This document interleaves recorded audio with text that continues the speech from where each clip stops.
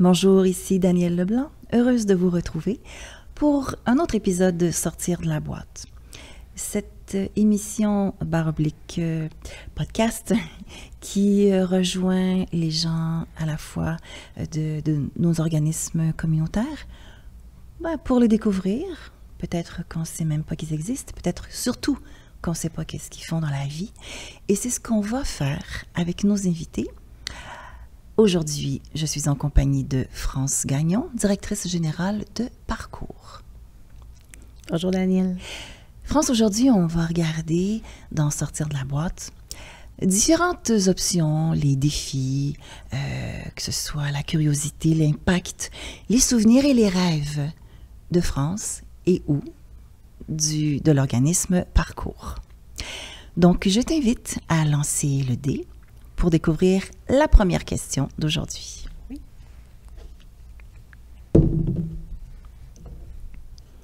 Curiosité.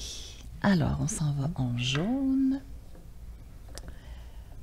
Et nous allons en prendre seulement une. Quelle est la partie la plus surprenante de votre organisme au sein de cet organisme? Peut-être d'abord qu'il faudrait dire qu'est-ce que c'est Parcours? Oui, tout à fait. Donc, Parcours, c'est un organisme qui est ici en région depuis 48 ans. Oh là là! Donc, qui a pris naissance en 1977 par Madame Nicole Rousseau. Donc, il est né sous le nom de Centre handicapé physique des Bois-Francs.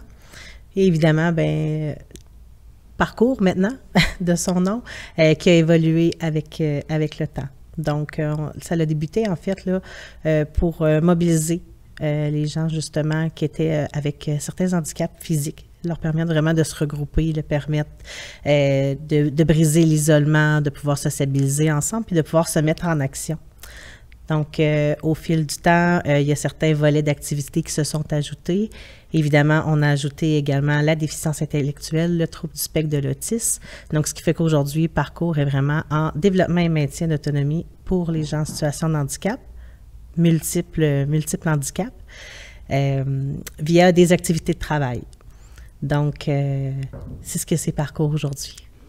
J'ai lu dans mes petites recherches qu'avec Parcours, on peut accompagner les gens pour les maintenir au travail, c'est vrai? Oui, c'est ça exactement. En fait, il y a deux volets qui sont vraiment différenciés chez Parcours. Il y a le maintien de l'autonomie. Donc, les gens qui viennent chez nous en activité de travail. Il y a un volet usine présentement, donc des travaux manuels qui sont faits en usine. Et il y a un volet aussi alimentaire dans du conditionnement alimentaire. Donc, les gens viennent chez nous, viennent travailler, viennent se mettre au défi, sociabiliser, puis vraiment développer leurs compétences qui est vraiment en lien avec le travail. Mais on a aussi les gens qui viennent chez nous en transition. Donc, c'est les gens qui veulent accéder au marché du travail ou qui ont déjà été sur le marché du travail, qui ont rencontré quand même certains défis et qui viennent toutes restabiliser, en fait, cette structure-là chez nous pour éventuellement pouvoir agir comme travailleurs. Alors, si je reviens à ma question curiosité, quelle est la partie la plus surprenante de votre travail au sein de votre organisme? Bien, je vous dirais, la partie qui est surprenante, c'est qu'on a des gens très mobilisés. Donc, on connaît le contexte un petit peu du marché du travail actuellement. Puis, les gens qui viennent chez nous viennent vraiment de façon bénévole. Donc, c'est pas un emploi qui est rémunéré, c'est vraiment un emploi où est-ce qu'on va acquérir de l'apprentissage. Et les gens sont vraiment au rendez-vous. Donc, on a par année plus de 70 personnes, en fait, là, qui viennent chercher des services chez nous et qui viennent travailler à tous les jours, en fait, là, pour se mettre au défi puis apprendre davantage, justement, à développer, au niveau de leur apprentissage, à développer le savoir-faire, à développer le savoir-être, puis acquérir selon vraiment leur projet de vie personnel. Ça veut dire que vous leur faites une mise en situation d'un travail, quel qu'il soit, dans un bureau ou peu importe? Ça peut ressembler un petit peu à un centre de travail adapté. Donc, les gens qui viennent chercher des services chez Parcours vont avoir un horaire un peu typique de l'horaire habituel de travail, donc des quarts de travail de jours sur semaine, 8h30 à 11h30 le matin, de 12h30 à 16h en après-midi. Choisissent vraiment selon leur disponibilité, choisissent vraiment selon leur capacité, qu'est-ce qui leur convient. Puis ensuite de ça, ils vont vraiment cibler au niveau de leur projet de vie, qu'est-ce qu'ils ont le goût de travailler. Donc, quand ils viennent chez Parcours, ils vont venir chercher un plus qui n'est pas déjà acquis, ou ils viennent vraiment mettre en œuvre toutes les aptitudes, en fait, qu'ils ont. Donc, c'est une pratique. Oui, c'est ça, exactement. C'est comme de pratiquer, mais dans des conditions sécuritaires, dans des conditions optimales pour comprendre comment ça fonctionne le marché du travail. Oui, c'est ça. Vraiment dans un environnement qui est inclusif, qui est sécurisant, qui est vraiment propice à l'apprentissage. Puis l'équipe de travail, c'est des intervenantes qui travaillent quotidiennement, en fait, avec eux, en groupe ou de façon individuelle, à vraiment aller chercher tout ce que eux souhaitent acquérir, en fait, comme connaissance. Puis, il y a le volet de travail. Là, on parle beaucoup du volet travail parce qu'on est dans une activité de travail. Fait qu'effectivement, les gens viennent chez nous travailler, mais c'est vraiment une offre de service pour briser l'isolement, travailler au niveau de la transformation sociale. Donc, on va vraiment chercher une transformation, la gestion émotionnelle au niveau des gens. On va aller chercher aussi, justement, acquérir un petit peu ce que je disais tout à l'heure, là, le savoir-être, pouvoir créer des liens. On va chercher plus que le travail, en fait. En fait, France, si je comprends bien, on va les placer dans un cadre respectueux et sécuritaire et inclusif pour qu'ils en viennent ensuite à réellement intégrer le marché du travail. C'est ça le but, j'imagine. En fait, l'objectif n'est pas nécessairement de réintégrer le marché du travail, c'est vraiment d'avoir une mobilisation citoyenne des gens. Donc, de rendre vraiment en lumière leurs capacités. C'est vraiment ce qu'on cherche, nous, à faire chez Parcours. Les projets de vie de chacun de nos participants sont différents. Donc, et les contraintes et que ce soit physique ou intellectuel, c'est assez vaste, j'imagine. Oui, c'est ça, les contraintes. Et différents. Les besoins particuliers vraiment sont différents d'une personne à une autre, puis les objectifs de vie sont différents aussi d'une personne à une autre. Est-ce qu'il y a des gens qui sont en mesure de prendre un travail par la suite et d'autres non? Est-ce que c'est ça? Oui, il y a des gens, en fait, qu'on a des belles réussites, des gens qui veulent accéder au marché du travail, avec lesquels on a quand même là, des bons partenaires au niveau là, du CEMO, au niveau d'Emploi Québec, dans lesquels on peut les intégrer dans un programme qui est vraiment la préemployabilité. Donc, à ce moment-là, on a vraiment un focus particulier avec ces gens-là pour tout ce qui va concerner le monde du travail puis tout ce qui va les attendre justement dans ce nouvel univers-là. Mais pour 75%, je vous dirais, de notre clientèle, c'est vraiment du maintien puis du développement dans leur propre autonomie. Donc, d'acquérir quand même toute l'autonomie de la vie en société, d'avoir l'autonomie aussi de pouvoir avoir un cercle d'amis, de pouvoir prendre part à certaines activités locales qui sont offertes ici en région. Donc, il y a le travail qui est comme le créneau. Le travail se trouve en fait à être le médium principal. Mais il y a toutes les activités que l'on peut faire autres que du travail. Oui, c'est ça exactement. On va toucher à différentes sphères au niveau du loisir, au niveau des activités, justement de briser l'isolement, de pouvoir les intégrer avec des groupes, de pouvoir créer des liens amicaux aussi avec d'autres participants. Oui, je comprends. Donc, oui, une vie en société digne de ce nom, même si on a certaines limitations, ça ne veut pas dire qu'on doit rester caché à la maison. Au contraire, on est dans un cadre sécuritaire qui permet justement d'avoir une vie intéressante. Oui, c'est ça exactement. Vous êtes une espèce d'antichambre pour accéder ensuite à des lieux publics et ou à des lieux de travail, c'est ça? Oui, c'est ça. On procède beaucoup, dans le fond, par référencement. Donc, le premier point, en fait, se trouve à être chez Parcours. Puis par la suite, selon les besoins ou les intérêts de chaque personne, le personnel en intervention sont en mesure de faire le référencement pour développer les différentes facettes qu'ils veulent aller chercher. Donc les gens qui vivent avec certaines limitations. Est-ce que c'est comme ça qu'on doit dire ça, en tout respect? On décrit comment les personnes vivant avec un handicap? On peut y aller vraiment avec certaines limitations. Oui. Oui, parce que, comme on explique souvent, d'être en situation de handicap dépend toujours dans la position dans laquelle on se trouve et qu'est-ce qu'on fait. Oui, exactement. Donc, exactement. Si on est tous différents, on a si tous des on a besoins une blessure au particuliers. pied et qu'on marche avec une canne pendant 2 semaines, on est en situation de limitation, mais passagère. Oui, c'est ça. Et là, on comprend à quel point ça peut être compliqué de se balader et d'avoir juste une main et de recevoir la porte en se disant « Ah, zut, j'ai hâte de retrouver mes 2 pieds ». Exactement, vous avez bien compris. Ça nous permet de comprendre ce qui se passe dans la vie des gens qui vivent avec certaines limitations. France, on va lancer le dé à nouveau pour découvrir une autre question de sortir de la boîte. Impact. Impact. Alors, attention, on va découvrir cette question. Que signifie pour vous, France Gagnon, avoir un impact positif dans le travail que vous faites? Ah, ça, c'est intéressant. C'est une bonne question. En fait, j'ai la chance de pouvoir bien répondre à votre question parce que tout ce que je fais dans mon travail a un effet et un impact positif sur les gens. Toutes les réussites qu'on peut vivre au quotidien, petites ou grandes réussites, petits défis, grands cheminements de vie, tout ce qu'on est capable d'aller atteindre avec ces gens-là, ce sont tous des réussites à différents niveaux. Donc, je vous dirais que la beauté du travail que je fais, c'est vraiment la transformation des gens, l'accompagnement dans lequel on travaille au quotidien. Et c'est de pouvoir les amener à leur rythme, à réaliser leurs défis, à atteindre leurs objectifs et d'y aller de façon graduelle dans le temps, selon vraiment leur capacité, puis leur vouloir. Donc, on a des gens qui sont avec nous des fois pendant une période de 2 à 3 mois. On a des gens qui sont avec nous un petit peu plus longtemps. Et actuellement, j'ai des gens qui sont avec nous depuis plus de 28 ans et qui sont encore au rendez-vous à tous les jours. Donc, on a vraiment une diversité incroyable au niveau des gens, mais à chaque personne qui passe chez Parcours, qu'on pourrait dire pour son propre parcours, on va chercher une réussite.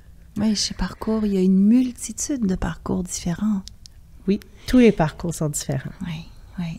J'imagine que les gens qui viennent à Parcours ont certains objectifs et cette réussite-là et cet impact-là que vous êtes à même de mesurer, ben, c'est de les voir réussir et atteindre un objectif qui ne sont pas nécessairement toujours les mêmes, qui peuvent être un tout petit objectif, qui peuvent nous sembler presque anodins, mais eux, c'est vraiment une grande victoire. Oui, oui, oui. Puis, comme vous dites, tous les objectifs sont différents. Puis, il y a des gens qui viennent vraiment pour le réseau social que ça va leur procurer, puis d'être capable d'avoir une certaine structure de vie. Donc, avoir un quotidien qui va ressembler sensiblement au quotidien de n'importe qui. N'importe quelle personne, n'importe quel citoyen. Puis, de pouvoir être en mouvement, donc d'avoir un horaire, de pouvoir aller réaliser des choses, d'avoir des collègues de travail. C'est le fun d'avoir des collègues de travail. C'est important, ça, France? Oui. C'est une espèce de cadre, une espèce de raison de se lever le matin, de dire « OK, je m'en vais rejoindre les collègues, je m'en vais contribuer à la société à ma façon », c'est ça? Oui, il y a une belle contribution à la société dans les activités de travail, justement aussi, qui sont choisies chez Parcours. Mais il y a une belle mise en mouvement, en fait, des gens qui est vraiment nécessaire. Au niveau de la santé, c'est vraiment la première étape qui doit être faite, d'être en mouvement, puis de pouvoir d'être en mesure de se mobiliser là, chaque matin. Ah oui, mais l'impact, il est là aussi, alors. Oui. Oui. La santé tout à fait. Des gens qui vivent avec certaines limitations, c'est extrêmement important. Donc, on brise l'isolement, mais mesurer cet impact-là sur leur qualité de vie, leur santé physique et psychologique aussi, j'imagine. Oui, oui, absolument. Au niveau psychologique, ça a un impact énorme. Donc, on permet à des gens de se réaliser. On permet aussi à des familles d'éteindre un peu aussi certaines inquiétudes. Donc, il y a quand même un système présentement qui maintienne les gens avec certains besoins particuliers à l'école aller jusqu'à 21 ans. Donc, dépasser 21 ans, souvent c'est l'inquiétude des familles à savoir, mon Dieu, qu'est-ce qu'on fait, où il va aller. Il n'y a plus le quotidien, tu sais, de se lever puis d'aller à l'école, rejoindre les autres élèves. Oui, donc, par exemple, des adultes qui vivent avec le spectre de l'autisme. Oui. Après 21 ans, il y a plus rien, je crois, ou à peu près. Ça semble très difficile, en fait, Ouais. au niveau des services pour avoir des discussions. Là. Et peut-être que les parents commencent à avancer en âge. C'est pas si simple. Alors vous avez des intervenants qui peuvent accompagner des personnes qui vivent avec le spectre de l'autisme après 21 ans, c'est ce que je comprends? Bien, en fait, nous, la clientèle, on débute vraiment avec des jeunes élèves à partir de l'âge de 14 ans. Et on a les gens peuvent être avec nous tant et si longtemps que la santé puisse leur permettre. Donc, actuellement, on a des gens qui ont jusqu'à 72 ans qui sont chez Parcours. Oh là là! Oui. Donc, on pourrait dire que c'est à peu près un tous âges. Et vous devez avoir une armada de personnes qui travaillent. Les intervenantes et intervenants, il y en a combien? J'ai 2 intervenantes, en fait. Oui, ça semble être surprenant. On est une très petite équipe. Ils se dédoublent? Qu'est-ce qu'ils font? C'est comme le Père Noël? Ils sont dans plein de centres d'achat en même temps? En fait, on divise vraiment en 2 parties. Donc, étant donné qu'on a l'usine et qu'on a le volet cuisine, chacune des intervenantes se trouve à être au niveau du volet de travail et pour animer et pour assurer l'intervention au quotidien, de pouvoir pister un petit peu, là, selon les analyses qui sont faites, les observations, à voir qu'est-ce qui se passe pour pouvoir interagir rapidement lorsqu'on voit qu'il y a peut-être une situation qui est plus difficile, qui est plus inconfortable ou qui est anormale avec quelqu'un qui est chez nous. Parce qu'encore là, on a une clientèle majoritairement avec leur famille biologique ou en famille d'accueil, mais il y a quand même une certaine partie de notre clientèle qui sont de façon autonome dans leur appartement. Donc, on veut s'assurer que quand même au niveau psychologique, ça va bien, qu'au niveau financier, ça tient aussi. La nourriture, tu sais, on essaie de voir plus grand que juste le service, en fait, qu'on offre, puis la voie qu'on donne au niveau de l'activité de travail, mais d'assurer un bien-être complet, en fait, de ces gens-là. Fait que j'ai des gens dans mon équipe qui ont quand même un œil et une oreille très attentifs à ce qui se passe oui, un grand cœur. Avec nos participants. Oh oui, c'est le cas de le dire, vous sortez de la boîte. Oui, effectivement. Parce que c'est pas seulement les services dont on parle, c'est de l'accompagnement avec un A majuscule, Parcours. Oui, wow. Exactement. Je pense qu'on va lancer le dé une autre fois, France. Ah, ça c'est bon. Rêve. Un rêve. Alors, si vous aviez des ressources illimitées, tiens donc, que l'aviez bien faite, quel serait votre projet de rêve pour l'organisme Parcours? Si on aurait des ressources illimitées, c'est vraiment un rêve, hein? On vient justement d'en parler. Si on aurait des ressources illimitées, en fait, au-delà de l'intervention qui est faite présentement de façon individuelle, on viendrait vraiment bonifier le service. On maximiserait, en fait, au niveau des activités, au niveau du loisir, au niveau de l'accompagnement individuel, formation, atelier. C'est toutes des choses qu'on fait déjà, mais qu'on va faire de façon plus ponctuelle, selon les besoins, dans le fond, immédiats de nos participants, mais aussi selon ce que les intervenantes souhaitent travailler, dans le fond, avec les équipes. Mais avoir des ressources illimitées, on pourrait avoir vraiment des experts dans chaque secteur pour faire une belle levée de service. Là, ça serait vraiment incroyable. Est-ce qu'il y a des personnes qui viennent en Parcours qui auraient besoin d'un encadrement presque privé, qui auraient besoin d'être accompagnées, mais sur une base permanente? En fait, les gens qui viennent chez Parcours ont quand même déjà une belle autonomie. Okay. Donc, quand on est capable de se mobiliser vraiment dans une activité de travail, qu'on est capable de se mobiliser avec le transport, il y a quand même une certaine autonomie qui est déjà acquise. Donc, il y a cet enjeu, il faut que les gens soient quand même un peu autonomes, c'est ça? Oui, c'est ça. C'est un des critères pour venir recevoir des services, de l'accompagnement et même de la formation chez Parcours. Ça prend une certaine autonomie. Oui, bien pour être capable vraiment de pouvoir bien s'intégrer, effectivement, il y a une forme d'autonomie qui est déjà présente. Mais l'accompagnement devient doublement plus important au niveau des prises de décision, puis au niveau de la gestion du quotidien. Mais autre que Parcours, comme on vous disait, il y a quand même beaucoup de référencement, dans le fond, qui va être fait. Puis il y a quand même un bon soutien aussi au niveau du réseau de la santé, qui va être vraiment le soutien qui va être offert à domicile. Donc, nous, on offre le service à même nos locaux, mais on sait très bien qu'à domicile, il y a quand même une prise en charge aussi qui doit être faite. Donc, il y a un filet de sécurité autour de ces personnes-là et vous êtes un des maillons dans la chaîne qui fait en sorte que ces gens-là sont bien. Oui, c'est ça. Sont heureux, sont épanouis.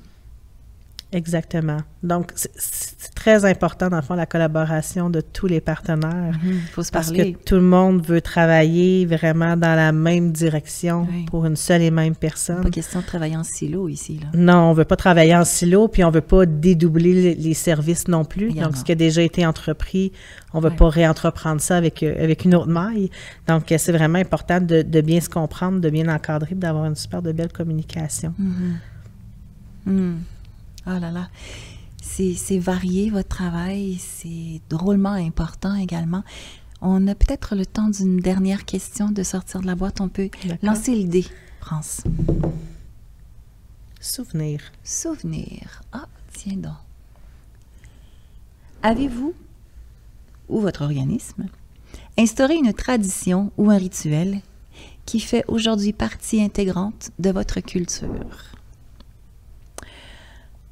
Soit vous, France Gagnon, directrice générale de Parcours, votre organisme, avez-vous instauré une tradition ou un rituel qui ferait partie de votre culture, de votre façon de faire? Mais on a intégré, il y a quand même quelques années à peine, fait que c'est quand même tout nouveau, des activités un peu comme les activités sociales, donc une activité qui va être de loisirs, qui va être plus récréative pour nos participants, et ça pour toutes les saisons. Donc, un traditionnel barbecue de la rentrée à l'automne, une activité estivale avant la fin des vacances. Donc, c'est vraiment une période ou une journée à laquelle on va rassembler tous nos participants ensemble.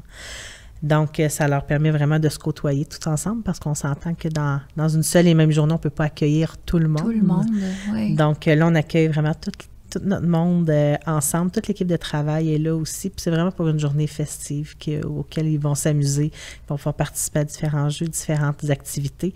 Donc, ils attendent beaucoup ce moment-là, à chaque saison, à savoir qu'est-ce qui va se passer, où est-ce qu'on va les amener. Puis, ça fait partie des nouveaux rituels qu'on a instaurés depuis peu. Ouais, j'imagine que ça vous prend des bénévoles lors de cette journée-là. Si vous êtes une toute petite équipe chez Parcours, comment ça fonctionne? Les parents, les amis, il y a des gens qui vous donnent un coup de main? Non, je dirais qu'à l'équipe, on est une équipe de 5, donc ça va quand même bien. C'est pas tout le monde non plus, tu sais, à travers nos participants qui sont actifs là, au moment où est-ce qu'on fait les activités, qui peuvent aussi participer, parce qu'il y en a d'autres qui ont d'autres implications, dans d'autres organismes qui ont des implications de bénévolat, des implications de théâtre, des choses comme ça. Donc, on a peut-être 90% de nos gens là, qui peuvent participer en même temps, mais à l'équipe, on est quand même capable de bien soutenir, de bien accompagner. Donc, c'est un moment qui se fait très privé, mais qui est vraiment très apprécié. Il y a combien de personnes, peut-être qu'on l'a dit, il y a combien de personnes annuellement qui viennent chez Parcours? Annuellement? D'activités, de formation, d'accompagnement? Annuellement, on a plus de 70 personnes différentes qui viennent. Et vous êtes une équipe de 5? Oui.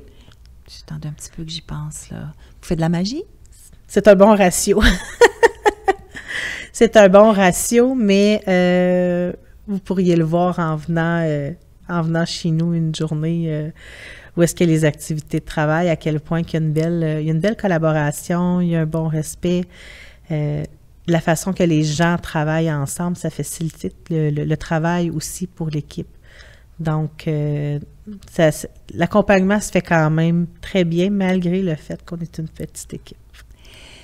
France, dites-moi, qu'est-ce qu'on a à gagner? Qu'est-ce qu'on a à comprendre quand on n'est pas dans cette situation-là? Soi-même, on ne vit pas avec une limitation. Soi-même, on n'a pas d'enfants ou de parents ou de proches qui vivent avec une limitation. Qu'est-ce qu'on a à comprendre en côtoyant des gens qui vivent justement avec certaines limitations?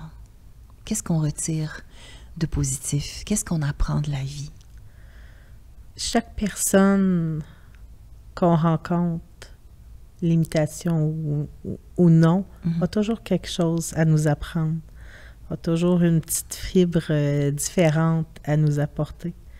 Donc ça, je pense que tout ce qui est la relation humaine, ça fait partie de ça. Quand on travaille avec des gens, quand on travaille avec l'humain, je pense qu'on peut s'apporter beaucoup un à l'autre.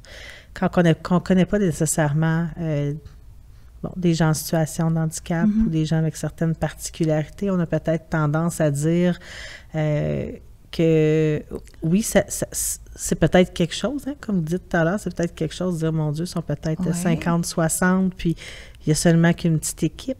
Est-ce que les gens est-ce que ces personnes-là vivent du rejet? Est-ce qu'en général, la population vont les regarder, ou un employeur, ou peu importe, dans la rue, peu importe, quand on croise quelqu'un qui vit avec un handicap, est-ce qu'on a la bonne attitude, ou est-ce qu'on n'est pas un petit peu plus je veux rien savoir, ou encore oh mon Dieu, merci mon Dieu, mes enfants sont en santé. Est-ce qu'il y a beaucoup de ça encore? Est-ce qu'il y a encore un regard un peu mesquin ou pas toujours respectueux? Bien, je crois que de plus en plus, les gens sont inclusifs, les milieux de travail sont inclusifs, peu importe, même dans des activités de loisirs, on va vraiment beaucoup avec l'inclusion, puis ici en région, on est vraiment un beau milieu pour ça. Je crois qu'il y a toujours encore du travail de sensibilisation à faire? Bien, la sensibilisation, puis le regard des gens, souvent qui est plus en... C'est quelqu'un a un besoin particulier, donc c'est quelqu'un qui aura besoin d'aide. Mais nous, on le voit dans ce qu'on fait au quotidien, puis je vous dirais, c'est des gens qui peuvent beaucoup aider à leur façon. Donc ça, c'est peut-être la chose à retenir. Puis on le voit beaucoup avec... dans le fond, les compagnies ou les entrepreneurs avec qui on fait des activités de travail puis qu'on fait des belles collaborations, qui disent à quel point que c'est facile, c'est efficace, puis qu'il y a une qualité de travail qui sort de ces gens-là, que c'est plus difficile peut-être pour eux aussi de maintenir à l'interne. Donc, et dans un monde où tout va vite et où on a cette espèce de faculté beaucoup trop rapide de juger, la patience et la bienveillance est de mise. Oui, tout à fait, tout à fait. Mais dans un contexte où le temps n'est pas tellement un enjeu, mais la qualité des actions et des gestes qu'on va faire, c'est de là qu'on y tient son importance. Ça fait toute la différence.